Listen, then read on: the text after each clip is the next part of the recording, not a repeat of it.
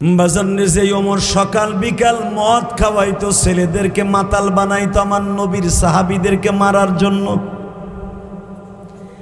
হ্যাঁ টাঙ্গুর কান্দি সোনার গায়ের ভাইরা,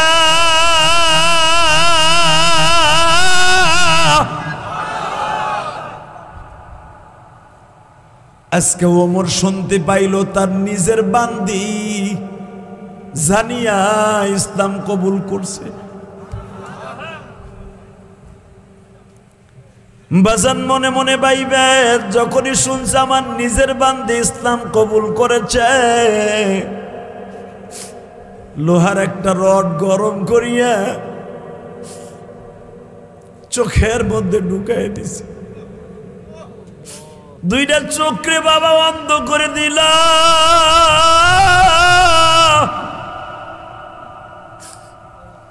ওমর সব সাঙ্গ বাঙ্গরে বলে দিল, আজকে আমার আনন্দের দিন, মুহাম্মাদের হাতের একজন বানানো মুসলমানের চোখ দুইটাকে আমি নষ্ট করে দিছি। উলামা একরাম আপনারা জানেন, ওমরের এই বান্দিটা যখন খায়বারের যুদ্ধে ওমর যাইতেছিল, ওমর যাইবার সময় বান্দির হাতের লট গরম করে বলে, হ্যাঁ সুলাইবা, আমি তোর কাছে একটা দাবি রেখা যাই, এই গরম রড দিয়ে আমার চোখ দুইটা নষ্ট করে দে। বান্দি জিজ্ঞেস করে কেন? বলে আমি তোর চোখ দুইটা চিরতরে নষ্ট করে দিছি।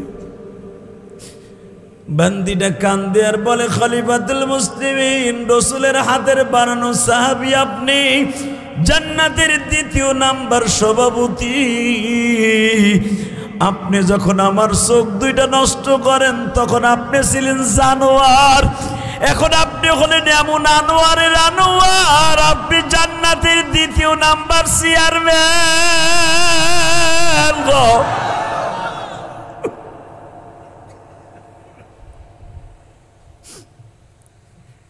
ওমর দুই সময় বাবা ওই পাহাড় থেকে নামতেন, ওমরের বাড়ি থেকে জাবালে ওমর থিকা। তো রসুলের রওজার ভিতরে মা আয়েশার যেই দরজাটা গিরিল যারা পরিষ্কার করে, ওই সোনালী গিরিলগুলি, সবুজ গিরিলগুলি, এরা আমার বাংলাদেশি। আরো জোরে কোন, ওরা দেখকেই বলতেছে, হুজুর রিয়াজুল জান্নার আসল জায়গাটায় আজকে আপনারা নামাজ পড়াবো, যেই জায়গায় জিব্রাইল এরকম একটা টুরির মধ্যে জাকার মধ্যে কইরা জান্নাত থেকে মাটি নিয়া এই 10 ফুট জায়গা জান্নাত থেকে হাতে করে নিয়ে আইসা রসুলকে বলছিলেন এটা রিয়াজুল জান্নাত।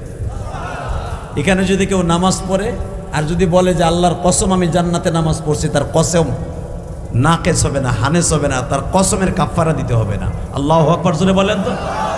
এটা ডাইরেক্ট জান্নাতের জায়গা। এখানে এই জায়গাটা জিব্রাইল নিজে হাতে তুলে লাগাই দিয়ে গেছে। বাজান রে আমারে বলতেছে, হুজুর সবাই এই জায়গা চিনে না, আমরা চিনি। 6টা কোটির মাঝখানে এই জায়গাটা নবী ঘোষণা করে গিয়েছেন গো জিহাদি সাহেব, ঠিক এই জায়গাটায় আপনারে নামাজ পড়াবো। আমি বললাম কেমনে তুমি সুযোগ করে দিবা? 5 মিনিটের পরে তোমারে পুলিশে উঠায় দিবে। বলে সে কায়দা আমরা করবো। সুবহানাল্লাহ বলেন। ওরা দুইজন আগেই চলে গেছে, যাই আমার ওয়াজ পুলিশটা দেখাইছে যে আমার দেশের বড় মাতুয়া। ইউটিউব ওই পুলিশ আমার দীক্ষা ও চিনে ফেলাইছে। সৌদি আরবে সৌদি আলার আমার একটা ওয়াজরে বেশি ভাইরাল পাইছে, সেটা হলো ওই যে ব্রাজিল আর আর্জেন্টিনার খেলা হয়েছিল না, যারা ব্রাজিল আর আর্জেন্টিনার সাপোর্ট করবি তুই জাহান্নামী জাহান্নামী কইছিলাম না, এইটা সৌদি কঠিন ভাইরাল এই কথাটা, সৌদিয়ানরা এটা দেখছে টিকটকের মধ্যে। তো ও যখনই আমি ঢুকছি রিয়াজুল জান্নায়, সৌদির এই পুলিশ আমার চিনে ফেলছে। চিনেই এক পুলিশ আর এক পুলিশে দেখাইতেছে, এই দেখ এইটা কিন্তু ওইটা, এইটা যে জাহান্নামী জাহান্নামী কইছে এইটা এইটা। বিশ্বাস করেন সবাইরে 5 মিনিটের উপরে রিয়াজুল জান্নায় থাকতে দেয় না। 2 রাকাত পরে সাল্লা রাকাতাইন আল্লাহ গো, 2 রাকাত শেষ বেরোয় যেতে হবে। যারা গেছেন তারা জানেন। আমি গুনাহগার, 2টায় ঢুকছি, বাংলাদেশের 3:30 4টায় বাইরেছি। ওই পুলিশটা বলে দিতেছে ওরে ডিস্টার্ব করবি না, ওরে নামাজ পড়তে দে। আসরের নামাজের পরে মাগরিবের আগ দিয়া, কারণ আসরের পরে তো আমাদের মাযহাবে নামাজ নাই। আসরের পরেও আমি বসে রয়েছি, তারপরেও আমার বাইরেতে কয় না। আসরের জামাত শেষ, 3:45 কান্নাকাটি করে যেন বের হব, পুলিশ আমার কপালে চুমা দিয়া কয়, তুই শুধু দুনিয়ার ভাইরাল না, আখিরাতেরও ভাইরাল। কারণ তুই যেভাবে এই রওজার কাছে রিয়াজুল জান্নায় দাঁড়ায় দাঁড়ায় কানলে, তুই আমাকে লেগে দোয়া করে যা। না দোয়া না, তুই আমার লেগে দোয়া করে যা। আমি বললাম, আপনি এই দেশের মানুষ, আপনি আমার লেগে দোয়া করেন। সাথে সাথে পুলিশ কি বলে জানেন? তোরা টাকা খরচ করে এই দেশে আসস, আর আমরা টাকা এই দেশ থেকে বেতন নেই। রওজার মধ্যে যিনি ঘুমিয়ে আছেন উনি হায়াতুন নবী। সাল্লিম ওয়াহিদ, সাল্লিম ওয়াহিদ, মান সাল্লা আলাইহি ওয়াহিদান সাল্লাল্লাহু আলাইহি আশারা।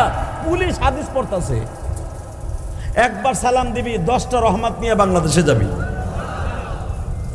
আমার কপালে চুমা দিয়ে বিদায় করে দিল। মানে পুলিশ পাহারায় বের হয়ে গেলাম। কেন এই কথাটা বলছি?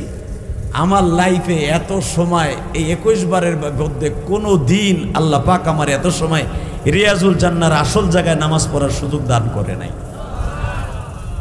মদিনার থেকে আবার মক্কায় গেলাম, উমরা করে বাংলাদেশে আসলাম। সেই চুল ডালি আজকে আপনাকে ডেঙ্গুর কান্দে আসছি। আমার মনটা বলতেছে, আজকে যারা এই গরমের মধ্যে বয়ে রয়েছেন, প্রত্যেকটা মানুষকে আল্লাহ জান্নাত দান করবেন।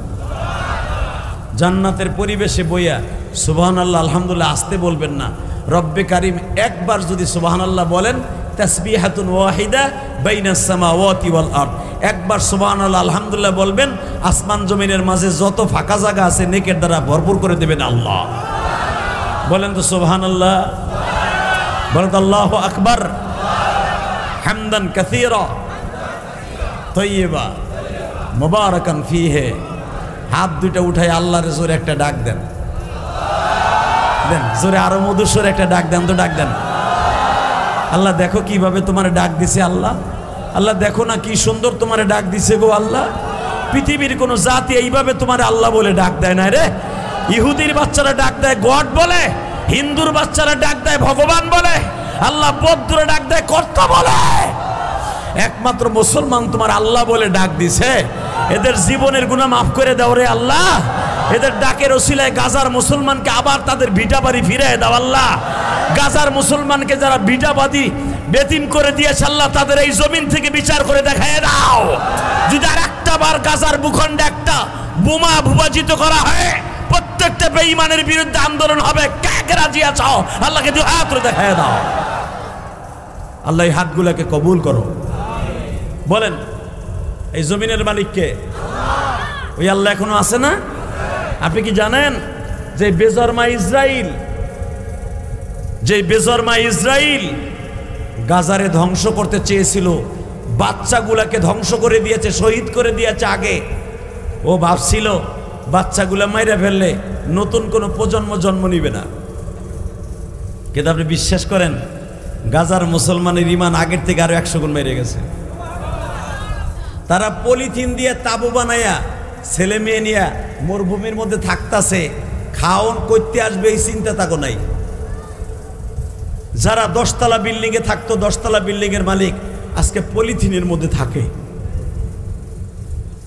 ওই পলিথিনের মধ্যে বইয়ে এই মৌলারে ডাকে, তুমি যদি মাপ নাই করবা মোদেরকে,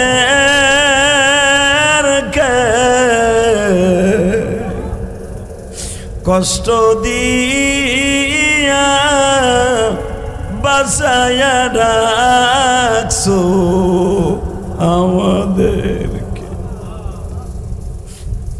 বাজানরে গাজার মুসলমান এই মাস্তুল ফাউন্ডেশন তাদের কাছে যখন খাবার লয়ে যায় গো বাবা,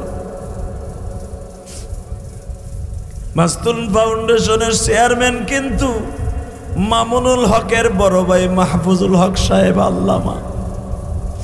হুজুর আমার উমরায় এই বছর বলে আমরা একসাথে ছিলাম, আবরার মাহফুজুল হক সাহেব একই জায়গায় এক সময় অনেক দাওয়াত খাইছে এই বছর, অনেক প্রোগ্রাম করছি মক্কায়, আলহামদুলিল্লাহ বলেন। মাহফুজুল হক সাহেব আর আবরারুল, তোমার যে রেজাউল করিম আবরার, মক্কার থেকে উমরা শেষ করে তারা মিশরে গেছে, মিশর দিয়ে গাজায় গেছে। তো আমারে যাইবার সময় মাহবুবুল হক সাহেব বলে, জিহাদি সাহেব বিশ্বাস করেন গাজায় এত মায়ের মারতাছে, ওগো জবান দিয়া কোনোদিন কয় না যে তোরা মারিস না। আমার মনে হয় জান্নাত ওদের ঠোঁটের সামনে, ওরা মনে মনে ভাবে মারবি আর জান্নাতে যেয়ে পড়বো। তাদের ইমান কত শক্ত।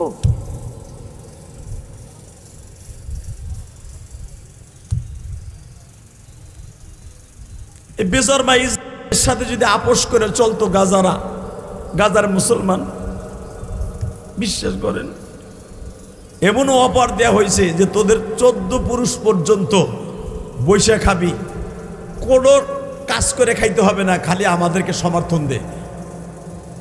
গাজার মুসলমান বলেছে জীবন যাবে ইমান যাবে না, কারণ সবচেয়ে পৃথিবীতে অভিশপ্ত প্রাণী হলো ইহুদির বাচ্চারা। এদেরকে কোনোদিন আমার সমর্থন দিতে পারি না। এই ডেঙ্গুর কান্দির যুবক, তোর মতো হাজার হাজার লক্ষ লক্ষ যুবক গাজায় জবিন দিয়ে শহীদ হয়েছে।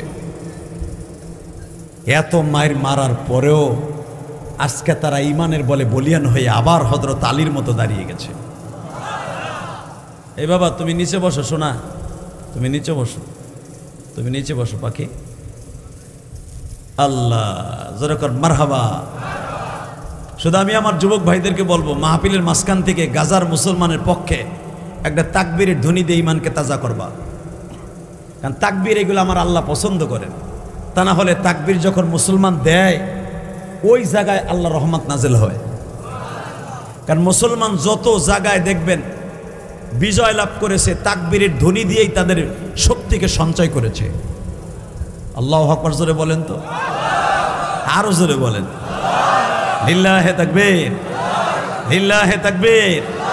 দিন ইসলাম, দিন ইসলাম, আল কোরআনের আলো সারা বিশ্বে জালো। আমার নেতা তোমার নেতা, কাদিয়ানি কাদিয়ানি, জোরে কাদিয়ানি কাদিয়ানি, কাফের কাফের। ডাক্তার ইউনূস যেই প্রতিশ্রুতি দিয়ে ক্ষমতায় বইছিল, চান্দুর কোনো কিছুই দেখি না। কথা কর না কে, সে আগের সাবেকে ফিরে আইছে। শুধু আপনাদের দুইটা রিকোয়েস্ট করে যাই, আমরা উলামা একরাম মরারও ভয় পাই না, ক্ষমতায় আমাকে বসাইব ওই ভয়ও পাই না। কোরআনের বিরুদ্ধে যদি ডাক্তার ইউনূস কখনো কোনো কাজ করে আর কাদিয়ানীদের পক্ষে কোনো কাজ করে, ডাক্তার ইউনূসের তাহলে আবার ভাড়ায় দিব। এই কাদিয়ানির গোষ্ঠী আবার মাথা নাড়াচাড়া দিয়ে উঠছে, এই বেটা ইউনূসটা কিচ্ছু কয় না। কথা কর না কেন? কত বড় সাহস কাদিয়ানির গোষ্ঠীর! ওরা আবার সমাবেশ করবে পঞ্চগড়ে যাইতেছে এই মাসের 21 তারিখ। একেবারে ওইখানে ভাইরাল করবে। যদি এই বছর ওরা, গত বছর কিন্তু করতে পারে নাই, ছাত্র সমাজ এমনভাবে আন্দোলন করতে পারে নাই, এই বছর বলে করবে। যদি করতে যায়, যা করে আল্লাহ ইনশাল্লাহ বলেন। আমার প্রাণের উস্তাদ শেখুল উলামা, শেখুল হাদিস, বাংলাদেশের রাজপথের লড়াকু সৈনিক, যিনি 104 বছর পর্যন্ত এই কাদিয়ানীদের বিরুদ্ধে লড়াই করে গেছে, শেখুল ইসলাম আহমদ শফি, আল্লামা আজিজুল হক, মৃত্যুর আগ পর্যন্ত আল্লাহর কুতুব লড়াই করে গেছে। এবং মধুপুর শেখ, এই মধুপুর হুজুর আল্লাহর কুতুব, যিনি এখনো পর্যন্ত কাদিয়ানীদের বিরুদ্ধে লড়াই করে যাচ্ছেন। যদি কখনো ডাক দেয় শায়েকে চর্ম নাই, এখনো পর্যন্ত কাদিয়ানীদের বিরুদ্ধে লড়াই করে যাচ্ছেন।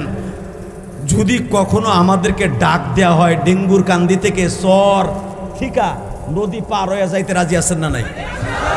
কে কে রাজি আছেন দেখে আল্লাহকে হাত উৎসব দেখাও তো, কে কে রাজি আছো? ওই কেউই তো দেখি না। তাকবীর তুকবীর দেওয়ার মতো কোনো নাই পার।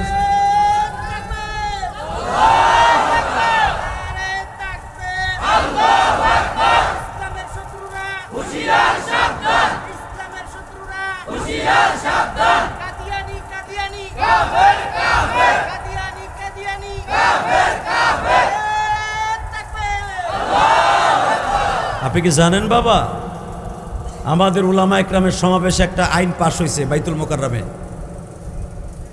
সেটা হলো এই বছরে প্রতিটা সিজনে কাদিয়ানীদের বিরুদ্ধে প্রত্যেকটা আলেমের কথা বলতে হবে,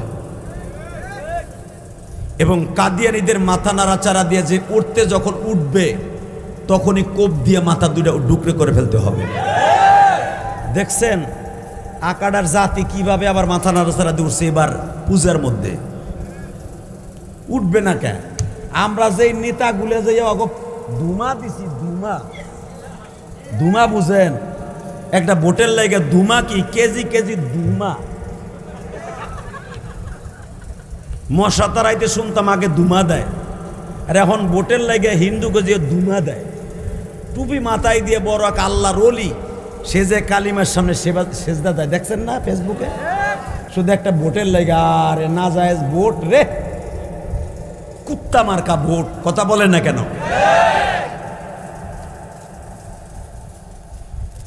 দেখেন ওই ফলশ্রুতিতে কি হয়েছে, ওকে এত বাড়ান বাড়ায় দিছি। গত পরশুদিন আমার মুসলমান একটা মেয়েকে, আর নাম জানি কি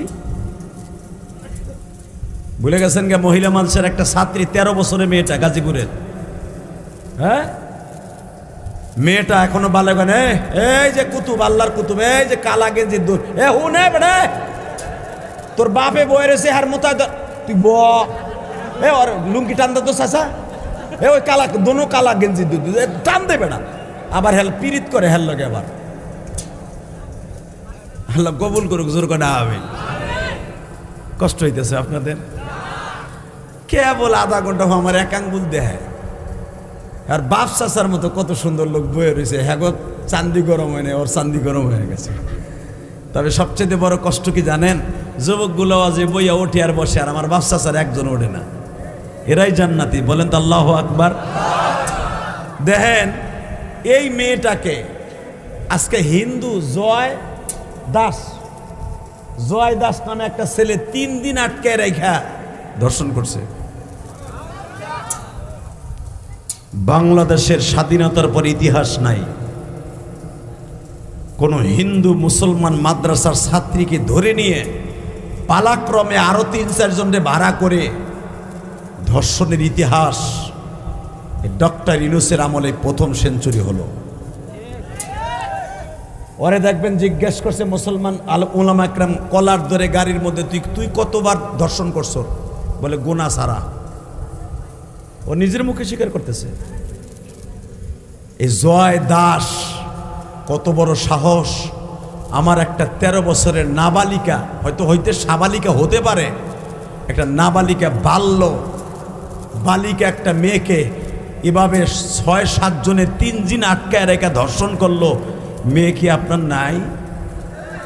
সারা বাংলাদেশের মুসলমানকে এখনো যদি গর্জে না উঠেন, হিন্দুরা গুজরাটের মতো ধরে নিয়ে ওরা আবার 3 দিন না, 3 যুগ না, 3 মাস না, জীবনের তরে মেয়েটাকে ধর্ষণ করে মেরে ফেলবে।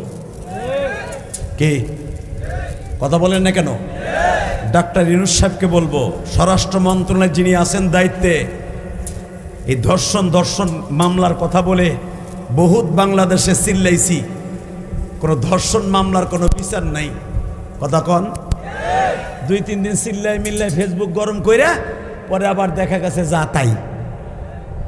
হালাকে ধর্ষণ মামলায় যদি কেউরে পাওয়া যায়, যেখানে পাবো ওইখানে আশ্রয় মেরে ফেলবা। রাজি আছো না নাই? কে কে রাজি আছো? আল্লাহ কিন্তু হাত ধরে দেখায় দাও। নারায়ে তাকবীর! আল্লাহু আকবার! ইসলামের শত্রুরা হুঁশিয়ার সাবধান! ইসলামের শত্রুরা হুঁশিয়ার সাবধান! দিন ইসলাম জিন্দাবাদ জিন্দাবাদ! আল কোরআনের আলো ঘরে ঘরে জ্বালো! আল কোরআনের আলো ঘরে ঘরে জ্বালো! ইসলামের শত্রুরা হুঁশিয়ার সাবধান! হুঁশিয়ার সাবধান! ইসলামের শত্রুরা! নারায়ে তাকবীর! আওয়াজগুলো ভালো না খারাপ? আলহামদুলিল্লাহ বলেন। জানেন এই আওয়াজের কত পাওয়ার?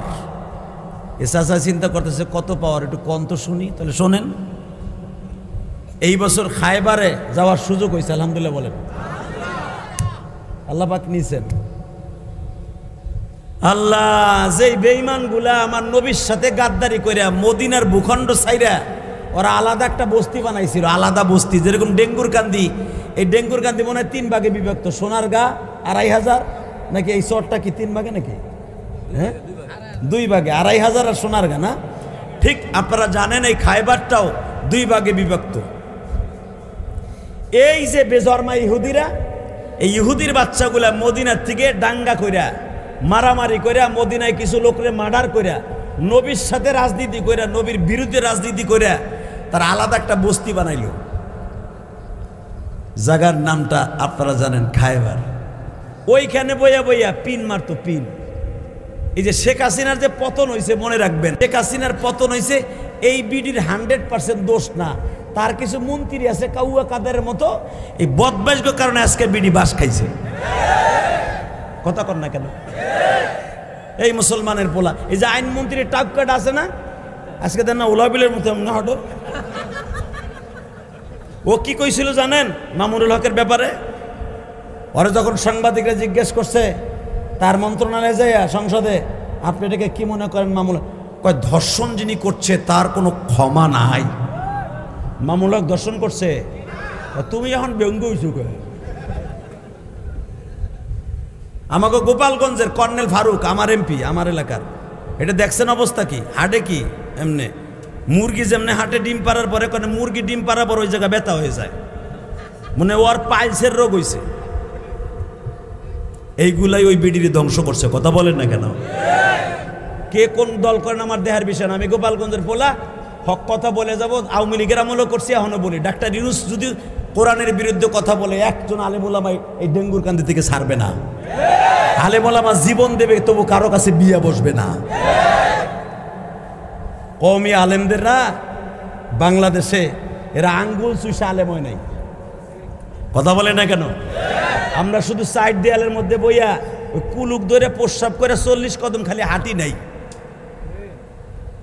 বাংলাদেশে যদি মুফাসসিরদের মধ্যে আলেমের ক্ষেত্রে, বৈজ্ঞানিকের ক্ষেত্রে, ইঞ্জিনিয়ারের ক্ষেত্রে, বাংলাদেশের রাজপথ কামানোর ক্ষেত্রে যদি কোনো অবদান থেকে থাকে, তাদের মধ্যে সবচেয়ে বেশি অবদান কওমি দেওবন্দি উলামায়ে কেরামের। বাংলাদেশে এলেমের দিক দিয়ে খাড়া করাও, তাফসীরের দিক দিয়া আব্দুল মালিকের সামনে কারে খাড়া করবা? যে ঘরনারই হোক। কথা বলেন না কেন? খাড়া করো। বাদ দিলাম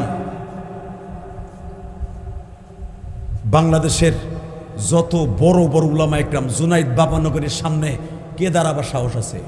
মুহিবুল্লাহ বাবনগরীর সামনে এখনো পর্যন্ত এলেমে কে খারাবা? কওমি আলেমদের অবদান বাংলাদেশের কেউ খণ্ডাইতে পারে নাই, কিয়ামত পর্যন্ত অন্তত বাংলাদেশে পারবে না। কষ্ট হইতেছে? অজ্ঞা ওয়াজ পরে করবো না, আগে একটু ফাড়াই ফুটাই লই। হে মুসলমানের পোলা, তাকানি দিকে। কওমি আলেমদের এই যে মাদ্রাসা দেখতেছেন ঝুপড়ির মধ্যে, চরের মধ্যে, এই মাদ্রাসার থেকে জান্নাতের ফুল খুশবু বের হয়। এই যে কোন হুজুর জানি এখানে, মোতাম সাহেব কই, আবুল হাসান সাহেব হুজুর আছে না, ওনার ছাত্র এই সমস্ত হুজুররা, এইগুলা যেগুলা তাকে দাড়ি মাইর পাইকে গেছে গা, হুজুরের কাছে কিরাতখানা পড়িয়া বিভিন্ন জায়গায় মৌলানা হাফেজ হইয়া আজকে তার আন্তর্জাতিক মানের বক্তা হইতে পারে। এটা জঙ্গলের মধ্যে, কিন্তু এটা জান্নাতের খুশবু। মক্কা মদিনা কিন্তু একবারে জঙ্গলের মধ্যে। আপনি জানেন মক্কার নাম কিন্তু মক্কা ছিল না, মক্কার নাম ছিল বাক্কা। কি নাম? ইন্না আউয়ালা বাইতি উযিয়া লিন-নাস লাল্লাযী বিবাক্কাতা মুবারাকাও ওয়া হুদাল লিল আলামিন।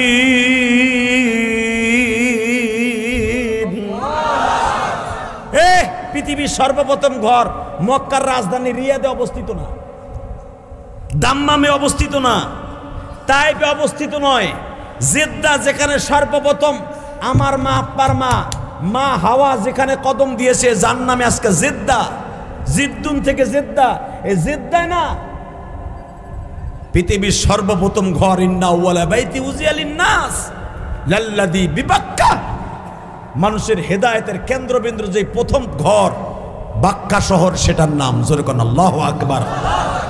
এই বাক্কা ছিল হিংস্র প্রাণীর বসবাস, বাঘ ভাল্লুকের বসবাস। এখানে ছিল এমন একটা ভয়ঙ্কর জায়গা, যেই জায়গায় জিনা করতে পারলে নিজের বড় মনে করত। নিজের মেয়েকে নিজের বাবায় ধর্ষণ করত। বাবায় বলতো আমি নিজের মাইয়ারে নিজে পাইলে নিলে আর একজনের কাছে বিয়ে দিমু কে। এমন হিংস্র প্রাণীর চাইতে ভয়ঙ্কর জায়গা ছিল এই বাক্কা। আল্লাহ কোরআনে এই জায়গাটাকে মক্কা বানায় দিয়েছে আমার বিশ্বনবীর কারণে। আজকে বাংলার জমিনে কাদিয়ানির গোষ্ঠী আমার সেই নবীরে কি কয় জানেন? নবী মুহাম্মদ ছিল চরিত্রহীন, এই জন্য নবী মুহাম্মদ তার চরিত্র ঠিক রাখতে পারে নাই, বিদের নবুয়তি তার কাছে খলতমলত হয়ে গেছে। গোলাম আহমদ, মির্জা গোলাম আহমদ কাদিয়ানির লাস্টে নবুয়তি দিয়ে গেছে। তোর মির্জা গোলাম আহমদ কাদিয়ানি যদি নবী হয় তাহলে বাথরুমের মধ্যে পয়সা গুলা মরছে কা শয়তান নাই। কথা ঠিক না ঠিক? টাকা নাই দিকে। এই মির্জা গোলাম আহমদ কাদিয়ানি ছিল এক নাম্বার ইহুদিদের দালাল। কি জি কইতে কষ্ট লাগেনি? এই মির্জা গোলাম আহমদ কাদিয়ানি ছিল এক নাম্বার ইহুদিদের দালাল। ইহুদিদের দালাল না শুধু, এরা পয়সা দিয়া বৈজ্ঞানিক বানাইছিল এই মির্জা গোলাম আহমদ কাদিয়ানিরে। টাকা নেই দিকে। ঠিক এই কাদিয়ানির মতো আর একটা গাদ্দার মুসলমান নামধারী খায়বারে যে তারা দুইটা গ্রুপ হইয়া ওইখান থেকে উটুর পুটুর করতেছে, আমার নবীর বদনাম কইতো। আর কয়েকজনের ডাইকে ডাইকে নিয়ে ছোট্ট ছোট্ট সিটি সিরিকোট পাঠায় বলতো মোহাম্মদ রে পারলে এই প্রশ্নের উত্তর দিতে কই হতো, মোহাম্মদ রে পারলে তো এই কাম করতে কই হতো। খালি ছোট্ট ছোট সিটি পাঠাইতো জুমার দিনে। হঠাৎ করে একদিন সিটি আসলো যেটা বুখারীতে আসছে, যার কারণে খায়বারের যুদ্ধ হয়। বলেন তো আল্লাহু আকবার। এই যে চাচা বহেন, চান্দু চাচা, এই যে তোর বাপ বিদেশ থাকে, তোর মোবাইল নামা, কালকে ইউটিউবে দেখিস কেন থো। আলহামদুলিল্লাহ বলেন। তুই নিচে নাম, তোর পিছনে পোলাপান খারাই রয়েছে তোর কারণে, তুই নিচে নাম। বেটা বহ। আবার আল্লাহ হেফাজত করুক, তোর কোনো আমেন। দাবরি দিয়ে না, এরাই তো দেশের ভবিষ্যৎ। ওরাই তো একদিন ডাক্তার ইনুস হইব, ওরাই তো নাহি দইব একদিন। ঠিক না বেঠিক? আল্লাহ আমাদেরকে আল্লাহ হেফাজত করে জন করে আমিন। যেই সমস্ত পোলাপান, দুধ খাওয়া পোলাপান আজকে বাপের বয়সী মানুষ ওকে সিলেট দিতে হয়, কিয়ামতের আলামত এইগুলা। ঠিক না বেঠিক? হ্যাঁ উপদেশটা হয়েছে। তবে একদিক দিয়ে দোয়াও করি। কি লেগে দোয়া করি? যারা তাদেরকে ছাত্র হওয়ার উপযুক্ত না আজকে তাকে সিলেট দিতে হয়। কারণ একাম এমন পরিমাণ করছো, আজকে ঘাট হয়েছে, তোরা সিলেট দিবি মানছে চাইছে দেউ। এটা কিয়ামতের আলামত। আল্লাহ হেফাজত করুক, জোর করে আমিন। টাকা নেই দিকে। এরা রসুলের কাছে যেই যুদ্ধের সূচনা একটা সিরিকোট পাঠাইছে, সেটা কি? মুহাম্মদ, এইটা তোমার বাপ দাদার দেশ না, এই দেশে আইসা তুমি আমাদের মতো যারা আমরা এই দেশের স্থানীয় তাদেরকে সাইড করে দিয়া একটা গ্রামে ফেলাই দিলা। এই কাজটা কি তোমার আল্লাহ পছন্দ করছে? যারা এই দেশকে স্বাধীন করছে, মদিনাকে, ইয়াসরেবকে মদিনা বানাইছে, আজকে তাদেরকে এত দূরে ফেলাই দিয়া, আলাদা বস্তি বানাই দিয়া, চাইরো থেকে বেড়া দিয়া তাদেরকে আলাদা রাইখা দিলা মুনাফেক হিসাবে। এটা কাজটা কি ঠিক হইছে? এটা সিরি করছেন। ওই যে আর একজন কয় না, বুঝে শুনে কয় না, বুঝে কয় না। আগে কথা বুঝো। এই শয়তানগুলি খায়বারের থেকে চিঠি দিয়া দিল, এ মুহাম্মদ, তোমার কি এটা ঠিক হইছে? আমাকে বাপ দাদার দেশ আমরা চাইরা, আমরা এত দূরে বসবাস করি, আর তুমি উইরা এসা জুইরা বইয়া আমাকে দেশটারে চইসা বেড়াইতেছ। বাজানদের চিরকোটটা যখন প্রথম আসলো, নবী তো আমার পড়তে জানতেন না, লিখতেও জানতেন না। এমন একজনের হাতে আসছে যার নাম শুনলে শয়তান ওই রাস্তা দিয়ে যায় না। নামটা বলতে পারবেন? মাশাআল্লাহ। আল্লাহ দেখো, এরা যদিও আলেম না, বলার সাথে বুঝে ফেলছে এই সাহাবীটার নাম কি হতে পারে। যে ওমর প্রতিদিন জানোয়ারের মতো মদ দিয়া গোসল করত মদ দিয়া। ওমরের বোনের বিয়ায় 1 মাস পর্যন্ত একটা দুইটা না, 250-র উপরে উট জবাই দিয়ে খাওয়াইছে। আরো জোরে। কারণ ওমর নেতার বোনের বিয়া, এবং ওমরের বোনকে ওমর নিজে 250 ভরি স্বর্ণ দিয়ে বিয়ে দিছে। সুবহানাল্লাহ। বাইতে যে কইয়েন সেই ওমর চিরেকোটটা পড়ছে তার হাতে। হযরত ওমরের একটু পরিচয় আপনারা দিয়ে দেই। যেখানে জাবালে ওমর, এখন 62 তলা 60 তলা 80 তলা একটা বিল্ডিং ওমরের বাড়ির উপরে। এই ওমর পাহাড় থেকে যখন নামতো, কি জন্য নামতো? ওমর সারাদিনের ভিতরে কখনো নামতো না, 2টার সময় নামতো। যখন ওমরের কানে খবর যাইতো আজকে একজন নতুন মুসলমান হয়েছে মুহাম্মাদের হাতে, ওমরের রক্ত গরম হয়ে যাইত। ওমর তারে মাইরে ফেলানোর জন্য ফার্মের মুরগির মতো এক কান্দে এক পাউচ দিত, আর এক পার এইভাবে চাইপা ধইরা ফার্মের মুরগির মতো ফাইরা ফেলতো। যখনই শুনতো কেউ মুসলমান হয়েছে, যদি সেটা গোলামবান্দি হয়। এই জানোয়ারের মতো ওমর চোখের পানি এখন বরাদ্দ করে ফেলেন। চোখের পানিতে আমার মওলারে খুশি করে ফেলেন। যে ওমর প্রতিদিন পোলা পান্ডে মুসলমানকে মারার জন্য মাগনা মদ খাওয়াইতো। মাইকের আওয়াজ বাড়াও তো, টন ব্যাস বাড়াও, মাস্টার বাড়াও। বাজারে যে ওমর সকাল বিকাল মদ খাওয়াইতো, ছেলেদেরকে মাতাল বানাইতো আমার নবীর সাহাবীদেরকে মারার জন্য। ডাঙ্গুর কান্দি সোনার গায়ের ভাইরা,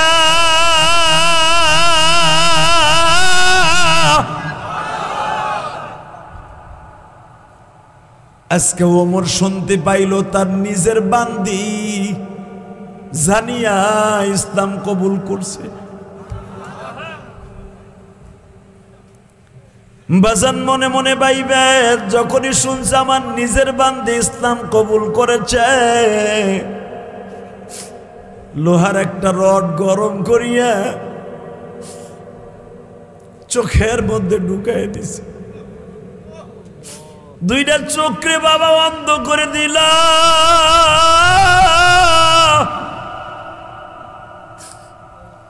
ওমর সব সাঙ্গ বাঙ্গরে বলে দিল, আজকে আমার আনন্দের দিন।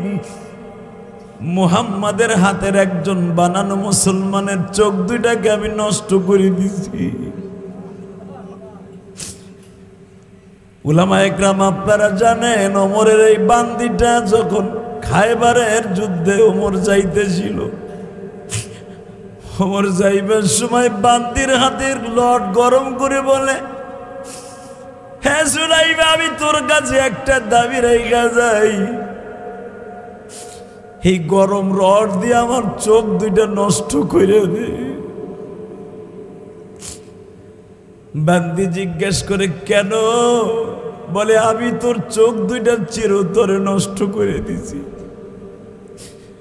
বান্দিটা কান্দে আর বলে, খলিফাতুল মুসলিমিন, রাসূলের হাতের বানানো সাহাবী আপনি, জান্নাতের 2য় নাম্বার সভাপতি। আপনি যখন আমার চোখ 2টা নষ্ট করেন তখন আপনি ছিলেন জানোয়ার, এখন আপনি হলেন এমন আনোয়ারের আনোয়ার, আপনি জান্নাতের 2য় নাম্বার চেয়ারম্যান।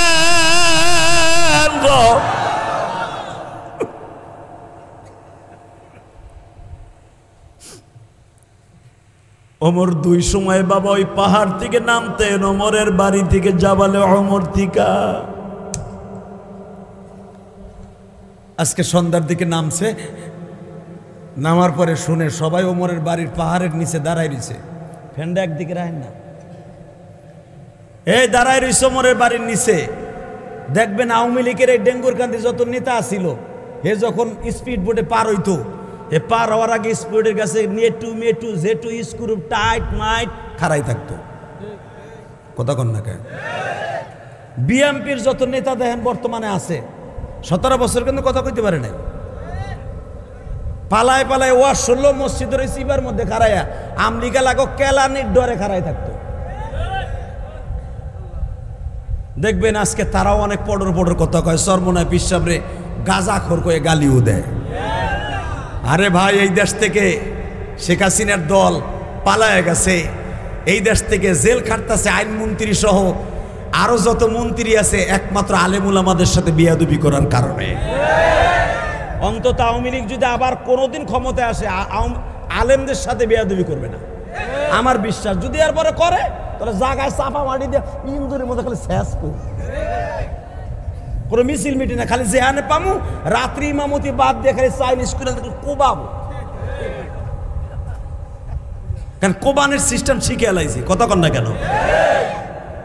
কষ্ট হইতেছে, বেজার হইেন না। শুধু আমার দিকে তাকান, এই জমিনের মালিক কে? আল্লাহ আছে না?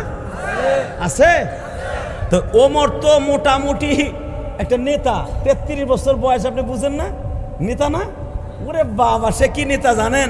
আরে বাবা, দুই কারণে ওমরের বাড়ির সামনে নেতাগুলো দাঁড়ায় থাকতো। হাদিসে আসছে, আল্লামা আজিজুল্লাহ সাহেব লেখেন বুখারীর সরায়, দুই কারণে দাঁড়ায় থাকতো। ওমর ছিল আবেগপ্রবণ মানুষ, সে বেশি টাকা খরচ করত, মদ খাওয়াইতো, যা যা খাইলে ছেলেগো পিনি করে পিনি, ওইগুলো ওমর খরচ করত।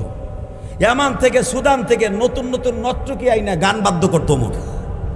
তোমর বলতেছে আজকে কোনো গান বাদ্য না, মদও খাওয়াইবো না। কি ঘটনা একটা ঘটে গেছে, কি আপনারা ডাকার লেগে আমাদেরকে পাঠাইছে। কেন? আজকে রাত্রেই মোহাম্মদের মাইরা লাই দেব। নওজুবিল্লাহ, যারা আসতে কবেন,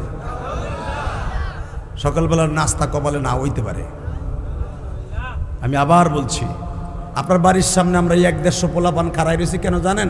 আপনার বুকটা ভরা কলিজা। আপনার মতো কলিজা Utba, Saiba, Otaiba, Mughira, Haaretz, নাফেল, কোসায়, রোমায়ের কারো নাই। আবু সুফিয়ানের মতো নেতা আপনারা নেতা বানায়, এটা কথা কই কি? আপনারা ডাকতে আইসি আজকে দুইটা কারণে। এক নাম্বার, কোনো মজবুত আজকে খাওয়ান লাগবো না, আমাকে খুশি করে দিবেন। ওই মিটিংয়ের মধ্যে মুহাম্মাদের মারার দায়িত্বটা আপনি নেবেন। দেখবেন নেতারা কিন্তু পাম দিলে ফুলে। নেতা গো অপর নাম হলো পাম, কথা কন না কে?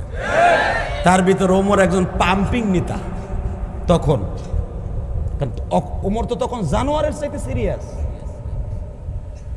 যখন পাম দিছে, কয় চল, যেটাকে বলা হয় কাবা ঘর থেকে বাবে ফাতাহ, উলামা একরাম চিনবেন, ইন্না ফাতাহনা লাকা ফাতাহাম মুবিনা, যেখানে এই আয়াতটা নাযিল হয়েছে। বারবার নবী আয়াতটা 40 বার তেলাওয়াত করতেছিলেন। এটার পিছনের জায়গাটার নাম দারুন নাদুয়া। এই দারুন নাদুয়া আবু সুফিয়ানের বৈঠকখানা। এখানে বৈশা তারা পরামর্শ করে বসছে। ইন্দিমি টাইম ওমর যে হাজির, ওমর হাজির হইয়া জিজ্ঞেস করতেছে কি পরামর্শ হইতেছে। এর ভিতরে আর একজন ইবলিশ শয়তান সভাপতি আইছে, ওনার নাম ইবলিশ শয়তান।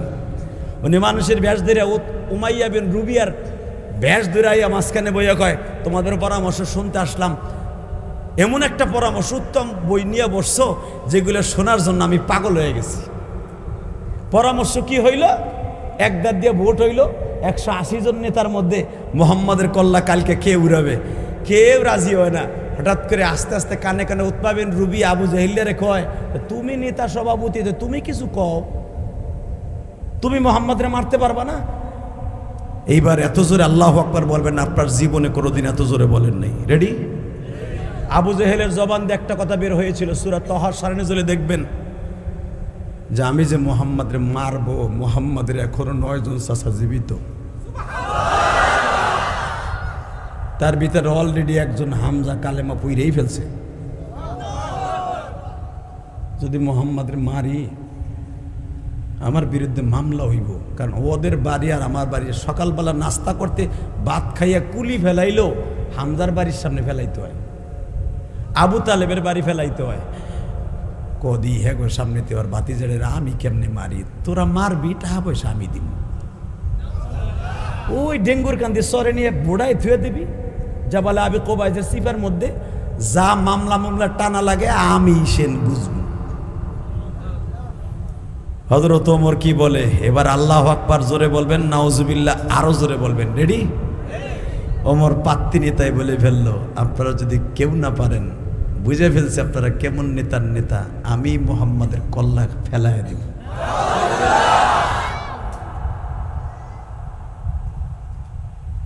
বাজান রে, দিলটাকে নরম করে আমার মাওলার জন্য রেডি করেন, জাহান্নামের আগুনকে হারাম করার জন্য। আমার নবীর প্রেমে পড়িয়া মাওলার ইশক নিয়ে জাহান্নামের ভয়ে যদি কারো চোখ দিয়ে এক ফোঁটা পানি পড়ে গো বাবা, ওই চক্ষু কোনোদিন জাহান্নামের আগুনে জ্বলবে না।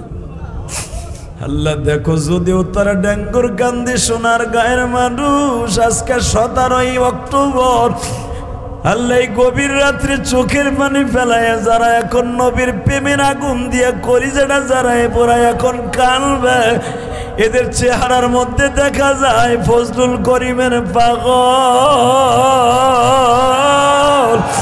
রিজাউল করিমের পাগল, তুমি মাওলার পাগল, তোমার নবীর পাগল। উপাদান সর্বনের মাটি যায় দেখো, এই যে এক পাগল দেখো, কোন পশুর যখন ঠান্ডা লাগে যেমন নাকের মধ্যে হ্যাঁসকাস আওয়াজ করে, দেখবা আল্লাহর পাগলদের নাকের মধ্যে থেকে আওয়াজ শুরু হয়ে যায় গো বাবা।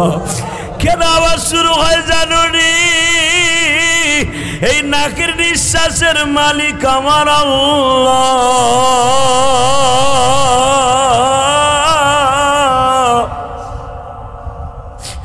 মাওলার প্রেমের আগুন দিয়া নাক দিয়া মুখ দিয়া চোখের পানি বাইর করতে থাকে বাবা।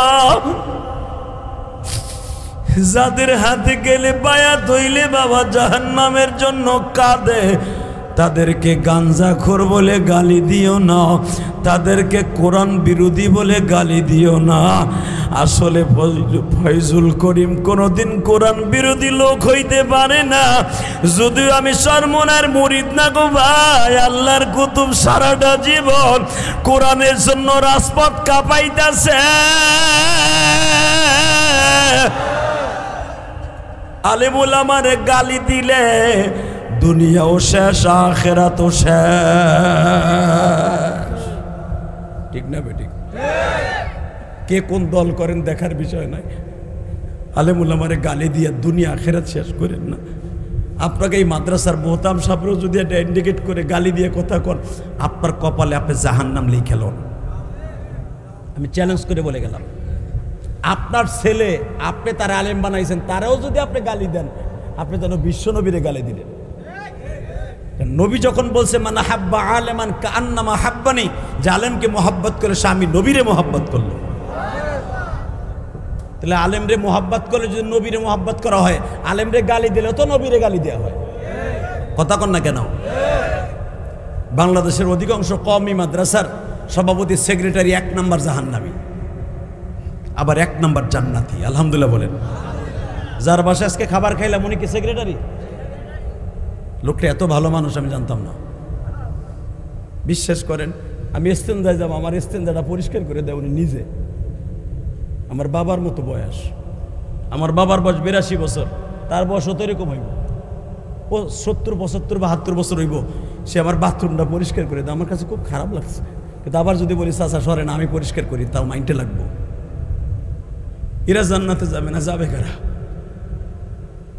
তার বিতর্কত আমলের খবর আমি জানি না, তবে আমি বাহ্যিক দৃষ্টিতে যতটুকু দেখলাম, একজন আলেমকে এতটুকু সম্মান করার কারণে বিশ্বনবীকে সম্মান করা হয়েছে। মান আকরামা আলেমান কান্নামা আকরামান। এই হাদিসের মাথা হাতে বোঝা যায় যে আলেমকে সম্মান করে সেজন্য নবীকে সম্মান করল, যে আলেমকে গালি দিল সেজন্য আল্লাহ এবং আল্লাহ রসুলকে গালি দিল। এ মাইকের আওয়াজ কমাও কেন? বাড়াও না, ব্যাসটা বাড়াও, এদিকে আমার দিকে বাড়ান, তাকান। হ্যাঁ, হযরত ওমর, কোনো ইকো চলবে না। হযরত ওমর দায়িত্ব নিয়ে নিল, ইকো অফ করো। হযরত ওমর দায়িত্ব নিয়ে নিল, আগামীকালকে 10টা বাজার আগে মোহাম্মদের কল্লা উড়াই দিব। আরে ভাই, যেই জায়গায় মোহাম্মদ সাল্লাল্লাহু আলাইহি ওয়াসাল্লাম আমার নবীর কলিজার টুকরা পেয়ারা নবীর দুনিয়ার দোজাহানের বাচ্চার কল্লা উড়াবে, ওই জায়গাটা এখনো পর্যন্ত দাঁড়ায় আছে। ওই জায়গাটায় যদিও হাজিদেরকে ঢুকতে দেয় না, কিন্তু দূরের থেকে আনুমানিক বোঝা যায় যে এইখানেই নবীরে মারতে চাইছিল ওমর। দারুন নাদুয়ার ভিতরে পরামর্শ হইল, কিন্তু ওমরের ছেলে আব্দুল্লাহ দাঁড়ায় ছিল। আল্লাহু আকবার জোরে বলতে পারলেন না? আরো জোরে বলেন তো। ওমরের ছেলে আব্দুল্লাহ পিছনে দাঁড়ায় শুনতেছে আমার বাপ দায়িত্ব নিয়েছে নবীরে কল্লা উড়ানের। সকাল হওয়ার আগেই রাত্রে যাইয়া ওই বৈঠক থেকে বাবায় যাওয়ার আগেই মার কাছে যে কয়, মা হুনছ কি? নাইপ্তামির দায়িত্ব নিয়েছে আব্বায়। কি নাইপ্তামি? সামসাগিরির দায়িত্ব নিছে। কেউ সাহস করে মোহাম্মদের কল্লা উড়াইতে চায় না, আমার আব্বা মোহাম্মদের কল্লা উড়াইতে চায়। আমার মা বোনটা ওয়াজ শুনতেছে না? আমি আমার মা বোনদেরকে বলবো আপনারাও রেডি হন ওমরের বোর মতো। উম্মে হাফসা উম্মে আব্দুল্লাহ ওমরের বিবি, কুরাইশ বংশের মেয়ে। আল্লাহু আকবার বলেন, আরো জোরে বলেন, আরো জোরে বলতে হবে। সে আজকে বলে আজকে তোর বাপের একদিন আর আমার একদিন। নাপিত আর কোনো কাজ পায় নাই, মুহাম্মাদের কল্লা উড়াই আমাকে বংশশুদ্ধা নির্বংশ করব। আজকে হয়তো তোরা হাত পাও চাইপে ধরবি আর আমি ওর গলা চিপতে দিব, ওরে খুন করবো আগে। আল্লাহু আকবার বলেন। আর আল্লাহ কোরআনেও বলছে তাই, আমার নবীরে যদি কেউ মারতে চায় ওরে মারবি আগে, নবীরে যদি কেউ গালি দেয় ওরে শেষ করবি আগে। মান সাব্বা নবিয়ান ফাকতুলু, যে নবীরে গালি দেবে ওর কল্লা উড়াবি আগে। নবীরে গালি দিলে যদি কল্লা উড়াইতে, নবীরে মারতে গেলে ওরে কি করতে হয় বুঝেন না? আরে মারা তো যায় ওমরে। ওমরে বউ অলরেডি রেডি হয়ে গেছে, একবারে রান্দাও নিয়ে চাপাডি লইয়া কয় আজকে মুহাম্মাদের কল্লা কালকে উড়াবে, আজকে রাত্রি তোরে চাল দিব না।